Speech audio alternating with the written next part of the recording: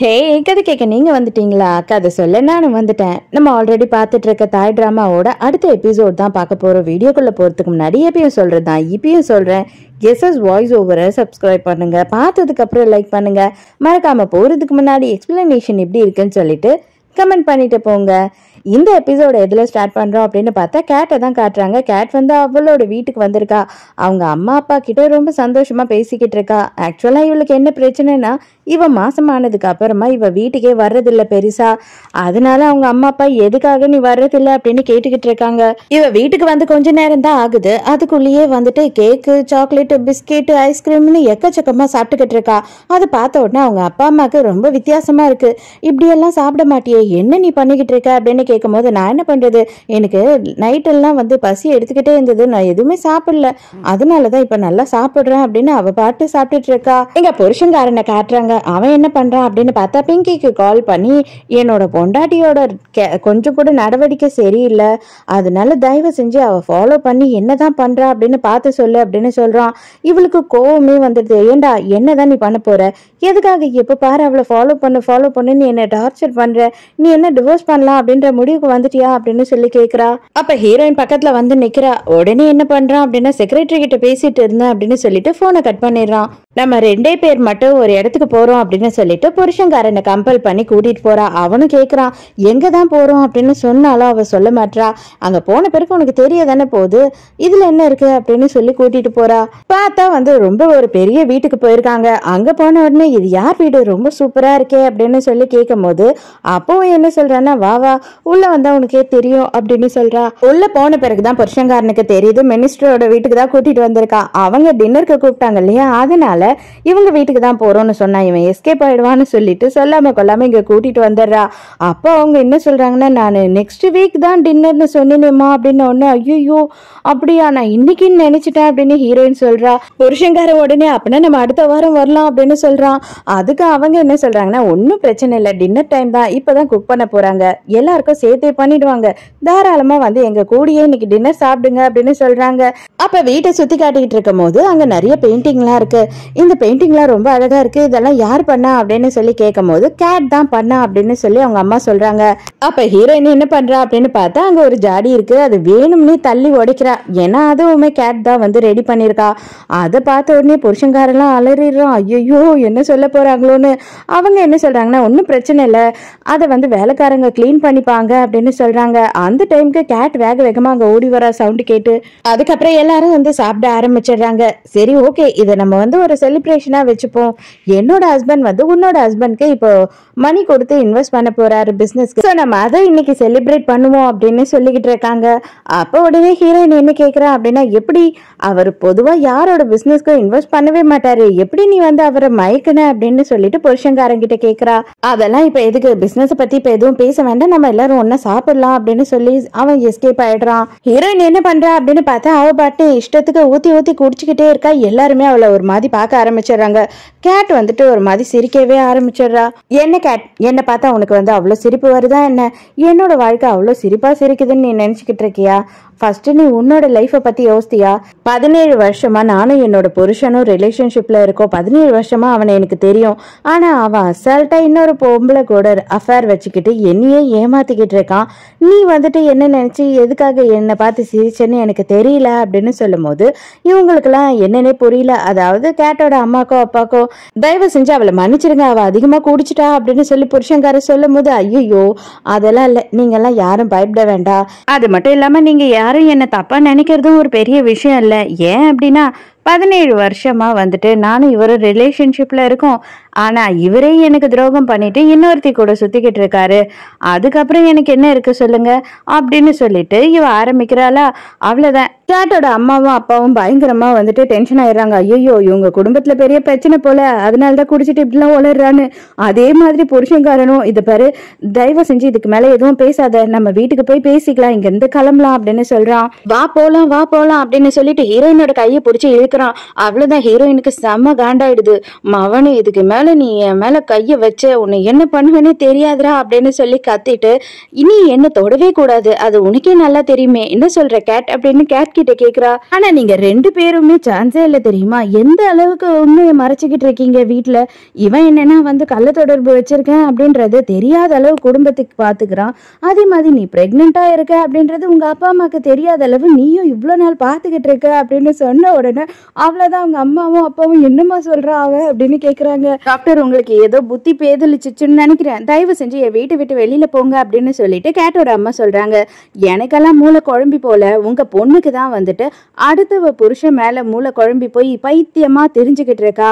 அதுவும் அவனுக்கு பெரிய பெரிய பசங்க இருக்கு அப்படின்றது கூட கவலைப்படாம அவன் கூடயே இருந்து இவ மாசமும் ஆயிருக்கா. அப்ப நீங்க உங்க பிள்ளைய இன்னும் இன்னசென்ட் நினைச்சுக்கிட்டு இருக்கீங்களா?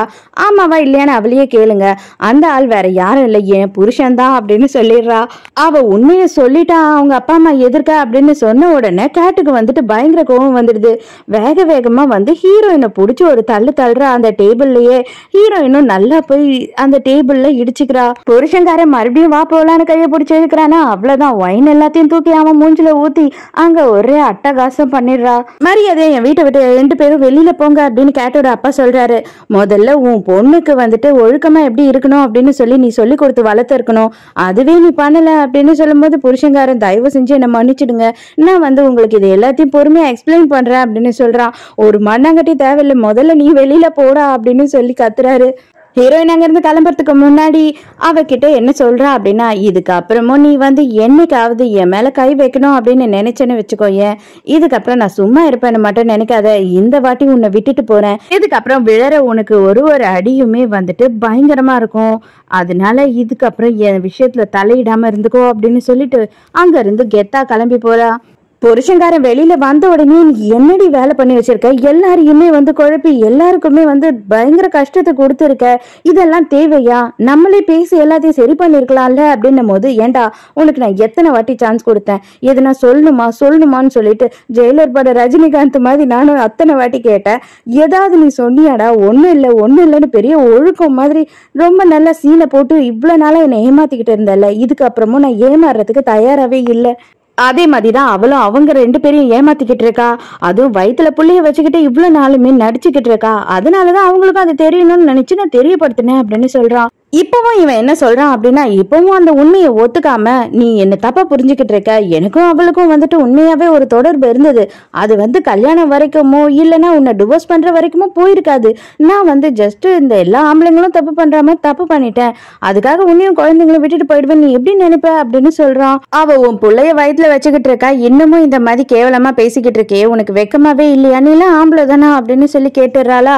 இவனுக்கு செம்ம ஆத்திரம் வந்துடுது. இவ கழுத்தை பிடிச்சு நரிக்க ஆரம்பிச்சிடுறான். வேகமா கார் எடுத்துட்டு கேட் அந்த இடத்துக்கு வந்த உடனே அவ என்ன கேக்குறா அப்படின்னா, இன்னும் என்ன இங்க பண்ணிக்கிட்டு இருக்க இந்த பொம்பளை கூட, நான் கூட ஒரு காலத்துல உனக்காக வருத்தப்பட்டிருக்கேன், அவளை ஏமாத்திக்கிட்டு இருக்கோமோ நம்ம 2 பேரும் அப்படின்னு சொல்லி ஃபீல் பண்ணிருக்கேன், ஆனா உன்ன மாதிரி கேவலமான பொம்பளை நான் பார்த்ததே இல்லை, இப்ப நீ டிசைட் பண்ணு, உனக்கு நான் வேணுமா இல்ல அவ வேணுமா அப்படின்னு சொல்லி கேட் சொல்றா. அப்ப புருஷன்காரனும் என்ன பண்றான் அப்படின்னு பார்த்தா, இது பாரு நான் உங்ககிட்ட கெஞ்சி கேட்கிறேன், பிள்ளைங்க கிட்ட மட்டும் நீ எதையும் சொல்லி தொலைக்காத, நானே அவங்களுக்கு புரிய வச்சுக்கிறேன், ஏன்னா அவங்க 2 பேரும் என்ன பயங்கர லவ் பண்றாங்க, நானும் அதே மாதிரிதான் என் பிள்ளைங்க மேல உயிரா இருக்கேன், அவங்க கிட்ட நீ எதையும் ஏடா குடமா சொல்லி என்ன வெறுக்கிற மாதிரி பண்ணிடாத அப்படின்னு சொல்லிட்டு அவன் அங்க இருந்து போயிடுறான். கேட் கூட ஹீரோயின் வீட்டுக்கு போய் உட்காந்து பயங்கரமா ஃபீல் பண்ணிக்கிட்டு இருக்கான். அந்த இடத்துல யார் இருக்கா அப்படின்னா, அவன் புருஷன்காரனோட செக்ரட்டரி தான் இருக்காங்க. பசங்களை வெக்கேஷன்ல இருந்து கூட்டிட்டு வீட்டுல அவங்க விட்டுருக்காங்க, அப்படியே தூங்க வச்சிருக்காங்க. அப்போ இவங்க என்ன சொல்றாங்கன்னா, ஓரளவு புரிஞ்சுக்கிறாங்க. எனக்குமே கொஞ்ச நாளுக்கு முன்னாடி இதே மாதிரியான அனுபவம் தான் இருந்தது, தயவு செஞ்சு இந்த நாள் இதுக்கு மேல மோசமா இருக்காதுன்னு நினைச்சிட்டு நீங்க தூங்கி ரெஸ்ட் எடுங்க அப்படின்னு சொல்றாங்க. ஹீரோயினா பயங்கரமா உட்காந்து அழுதுகிட்டு இருக்கா. பொண்ணோட ரூம்க்கு போய் பார்த்தா ஃபேமிலி போட்டோவெல்லாம் அவன் நோட்ல ஒட்டிட்டு, நம்ம கண்டிப்பா இந்த வெக்கேஷனுக்கு சிங்கப்பூர் போவோம், எல்லாருமே சேர்ந்து போறோம், சந்தோஷமா இருக்க போறோம் அப்படி இப்படின்னு எக்கச்சக்கத்துக்கு எழுதி வச்சிருக்கா. அதெல்லாம் பார்த்த உடனே ஹீரோயினுக்கு அவளுக்கு அழுகையை தாங்கவே முடியல. மறுநாள் காலையில கேட்டியும் புருஷன்காரனையும் காட்டுறாங்க. பாருங்களேன், பொண்டாட்டி பிள்ளைய விட்டுட்டு வந்ததுனால அவர் எவ்வளவு ஃபீல் பண்ணி அழுதுகிட்டு இருக்காருன்னு.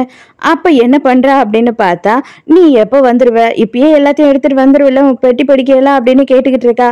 கண்டிப்பா வந்துருவேன், ஆனா எனக்கு என்ன கஷ்டமா இருக்கு அப்படின்னு பார்த்தா, இப்போதைக்கு என்கிட்ட எந்த காசுமே இல்லை, எந்த ஒரு பேக்கப்புமே இல்ல, உன்னையும் குழந்தைய எப்படி பாத்துக்க போறோம்னு நினைச்சாதான் எனக்கு கஷ்டமா இருக்கு அப்படின்னு சொல்றானா. அதுக்கு இவ என்ன சொல்றேன்னா, கவலைப்படாதுன்னா எங்க அப்பா கிட்ட போய் பேசுறேன், அவர் உன்னோட பிசினஸ்க்கு இன்வெஸ்ட் பண்ணுவாரு கண்டிப்பா, அதனால அதை வச்சு நம்ம கண்டிப்பா நம்ம குழந்தையையும் நம்மளோட ஃபேமிலியையும் ரொம்ப நல்லா ரன் பண்ணலாம் அப்படின்னு சொல்றா. காலையிலேயே காலிங் பெல் அடிக்குது, யாரா அது அப்படின்னு போய் பார்த்தா ஹீரோயின் வந்துட்டு அவங்க பொண்ணை கூட்டிட்டு வந்து இங்க விட்டுட்டு போயிட்டு இருக்கா.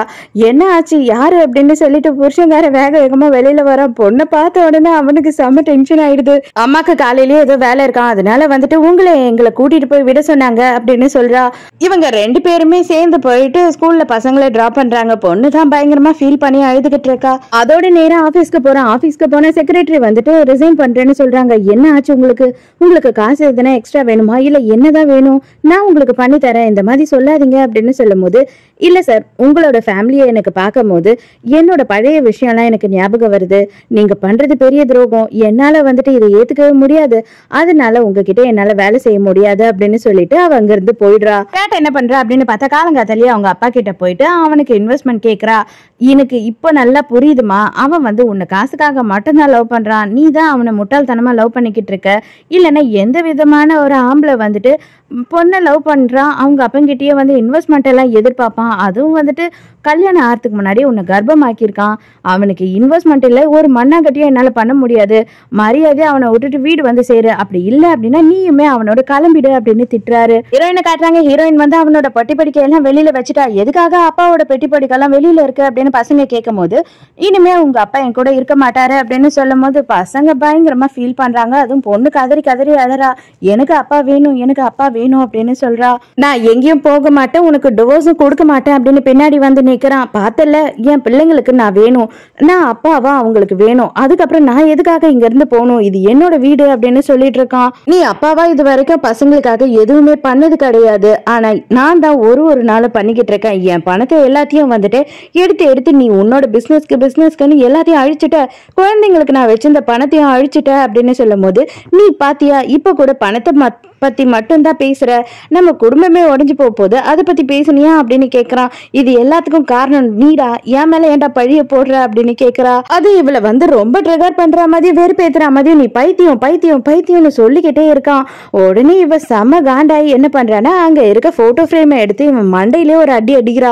அவ்வளவுதான், அவனுக்கு அதோட மண்டையில இருந்து ரத்தமே வர ஆரம்பிச்சிடுது. நீ என்ன வேணாலும் பண்ணுனா என் பிள்ளைங்களை உன்கிட்ட விட்டுட்டு போக மாட்டேன் அப்படின்னு சொல்லி நிக்கிறான். அதுக்கப்புறம் தான் தெரியுது இது எல்லாமே இவனோட பிளானுங்க. இவன் வந்து வீடியோ ரெக்கார்ட் பண்ணிக்கிட்டு தான் இருக்கான். ஹீரோயின் ஆபீஸ்க்கு போனா அவளுக்கு முன்னாடி ஆபீஸ்ல போய் உட்கார்ந்துகிட்டு இருக்கான். அந்த வீடியோவை போட்டு காமிச்சு இவளுக்கு கொஞ்சம் பைத்தியம் பிடிச்சிருச்சு, அதனால இவகிட்ட பேஷண்ட் எல்லாம் விட்டுறாதீங்க, எதனா பண்ணிடுவா அப்படின்னு சொல்லி இவன் கம்ப்ளைண்ட் கொடுத்துருக்கான். அங்க இருக்க சேர்மனும் என்னதாமா இதெல்லாம் அப்படின்னு கேட்கும் போது, இது என்னோட பர்சனல் விஷயம், இதுல வந்துட்டு நீங்க யாரும் தலையிடாதீங்க அப்படின்னு சொல்லிட்டு அவ சொல்றா. நீ மினிஸ்டரோட வீட்டுல போயிட்டு அந்த மாதிரி பிரச்சனை பண்ணலையா, அதுவுமே எனக்கு தெரிஞ்சிருச்சு, உண்மையாவே வந்துட்டு உங்களுக்கு மனநிலை சரியில்லைன்னு நான் நினைக்கிறேன், நீங்க கொஞ்சம் பிரேக் எடுத்துக்கோங்க அப்படின்னு சொல்றான் இந்த சேர்மன். ரொம்ப கடுப்பார ஹீரோயின் என்ன பண்றான்னா வேகமா அவன் சட்டையை பிடிச்சி உழுக்குன்னு உழுக்குறா. ஏன்டா இப்படி பண்றேன்னு, ஏன்னா என் பிள்ளைங்களை உங்ககிட்ட நான் விட்டுட்டு போக மாட்டேன், இப்ப புரியுதா அப்படின்னு சொல்லி சிரிக்கிறான். ஹீரோயின் அங்க இருந்து வேகமா கார் எடுத்துட்டு கிளம்புறா. அப்ப அந்த ஆக்டர் வர, உங்களுக்கு எதுனா ஹெல்ப் வேணுமா, எதுனா ப்ராப்ளமா, நீங்க ரொம்ப டிஸ்டர்பா இருக்கீங்க, நான் வேணா வண்டி ஓட்டவா அப்படின்னு சொல்லும் போது, தயவு செஞ்சு என்ன டிஸ்டர்ப் பண்ணாத, நான் அர்ஜென்ட்டா போகணும் அப்படின்னு அவன் கிட்ட கத்திட்டு அங்க இருந்து போயிடுறா. இவங்களுக்குள்ள என்ன போட்டி அப்படின்னு பார்த்தா, ஸ்கூல்ல இருந்து பசங்களை யாரு உடனே பிக்கப் பண்றது அப்படின்றதுதான் போட்டி.